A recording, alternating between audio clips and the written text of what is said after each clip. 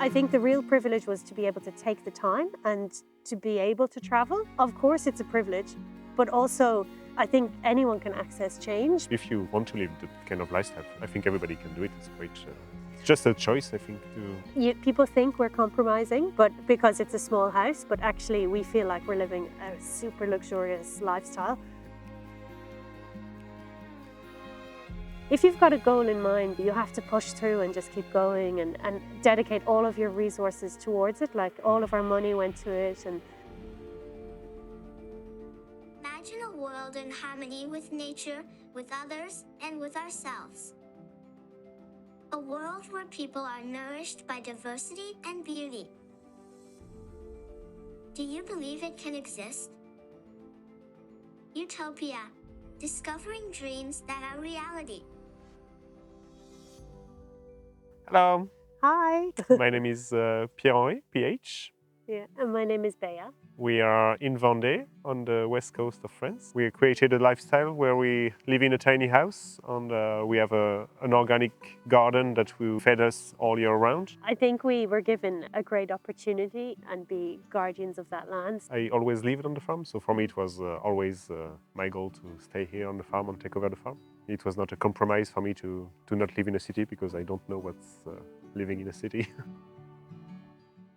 We are living in this tiny house for 3 years now, and we built it ourselves on the farm. It's 8 meters long by 3 meters wide tiny house. It's a bit bulkier than a classic tiny house. And we tried when we built it to use only as much possible local materials.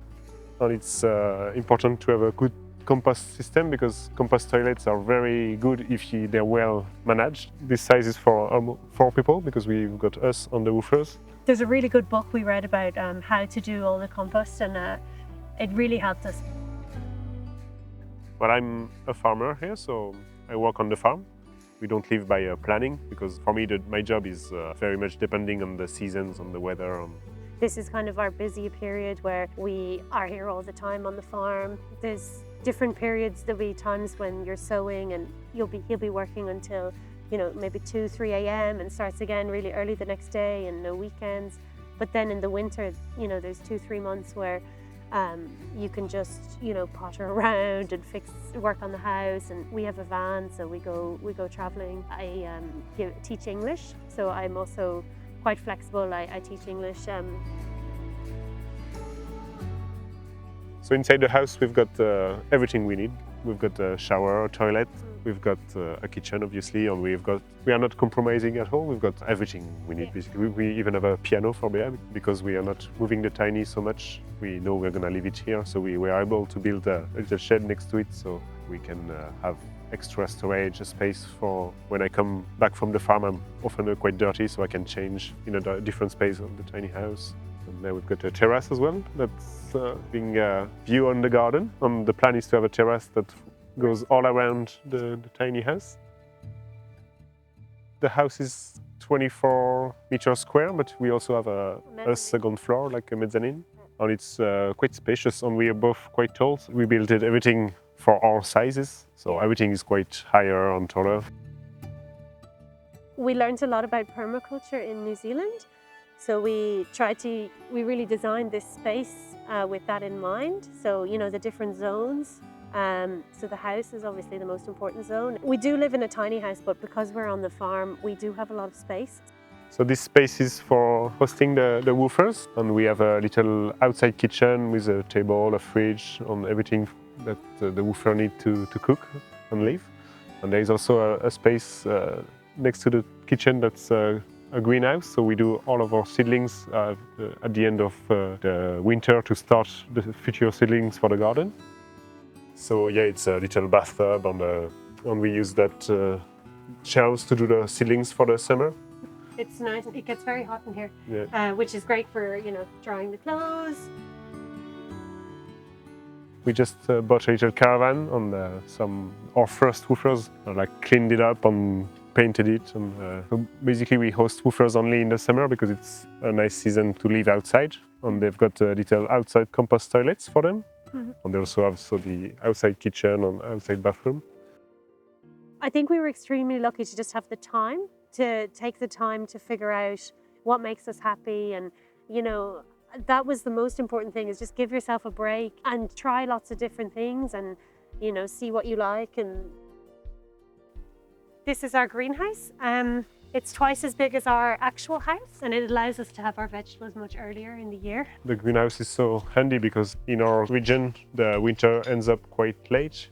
So it's good to have the greenhouse because we can start sowing the tomatoes in February, or the summer veg like peppers, courgettes, aubergines, Cucumbers. With the tiny, we try to use local thing for making the edges of the beds on the path.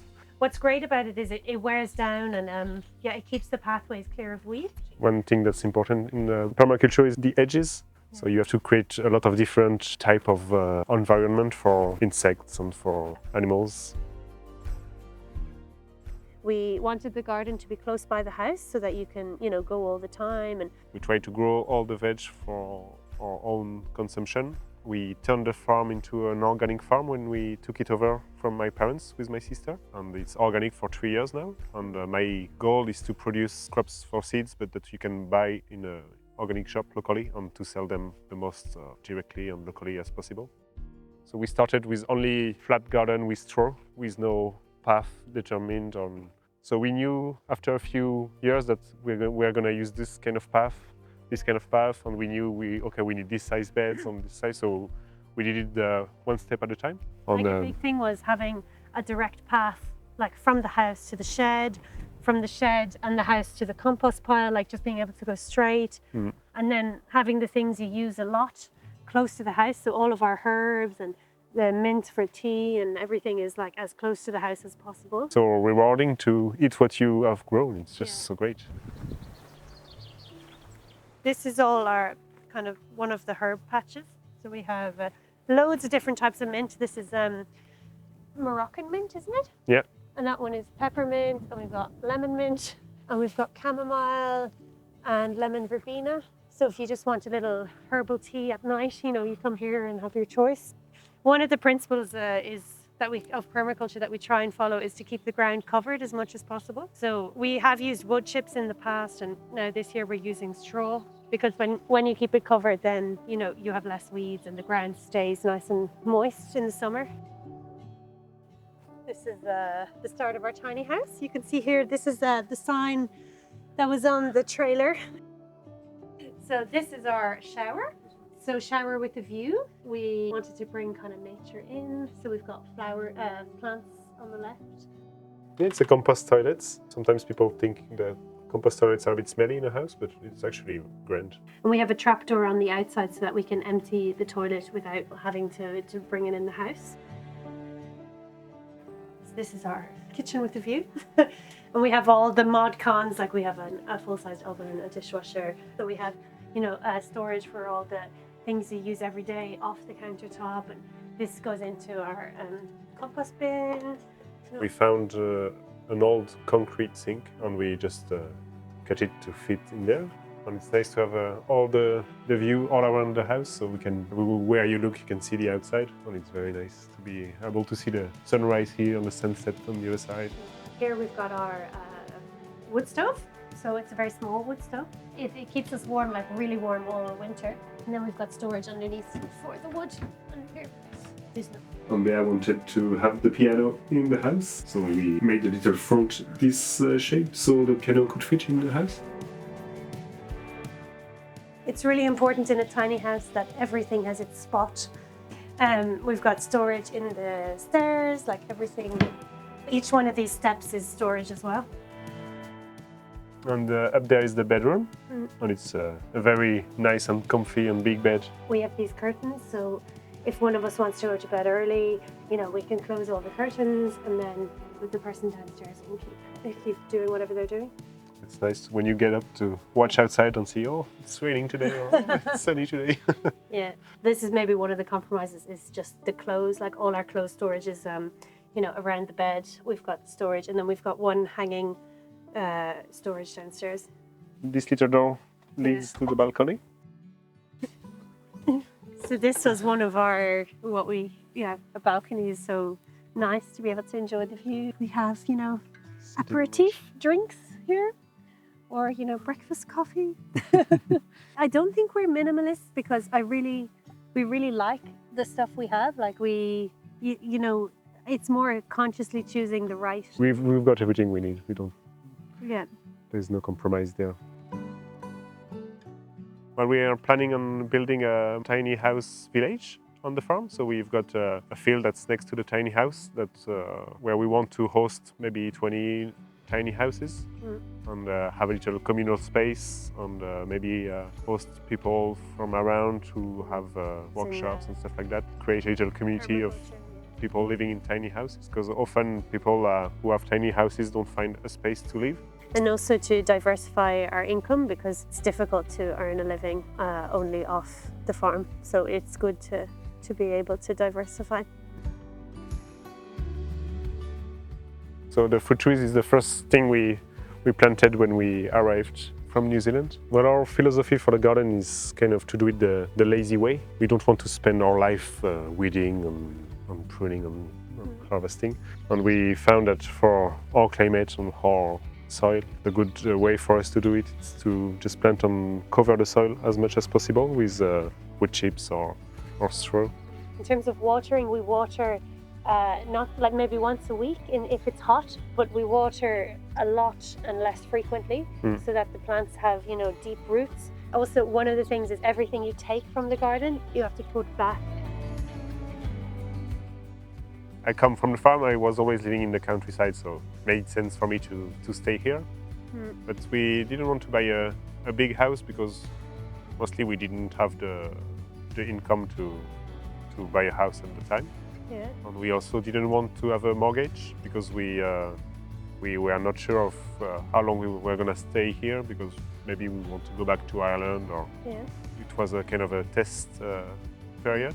We had spent a year living in a van, so we knew we could handle kind of a small space. And I don't think I would live in a big house now. Yeah. I wouldn't go back to a big house as well. Yeah, even if we did, you know, move to a city, I think a small place would be enough for us. Yeah. too. All included, like from the trailer to the mattresses and pillows, it was maybe 35-40 grand. We didn't really count exactly, but it was quite, I think it's quite cheap for what we have now. Yeah, the materials are really high quality. Yeah. But the big thing is we did all the work ourselves, and I think that's what's very expensive in a tiny house build, is paying someone else to do it, because it's quite specialist. Like, you think it's a small house, so it's going to be cheaper, but actually trying to get, you know, it to be waterproof and well insulated and have electricity, and often they're, you know, have solar panels. You need all batteries. All the woodwork is very the woodwork precise, is so it takes time. Yeah.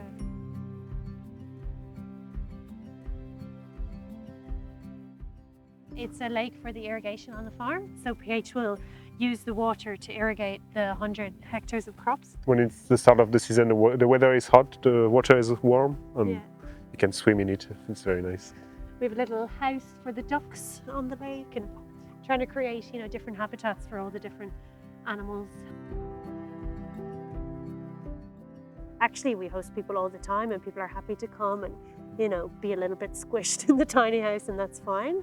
So that's definitely not a disadvantage. There is not really big disadvantages, because we wanted this lifestyle, we created it for us.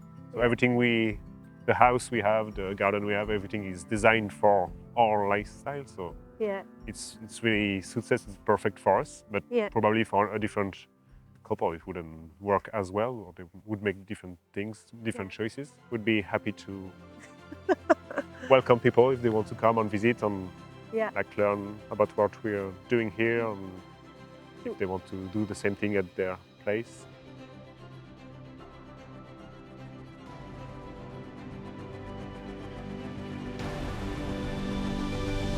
Viva, viva!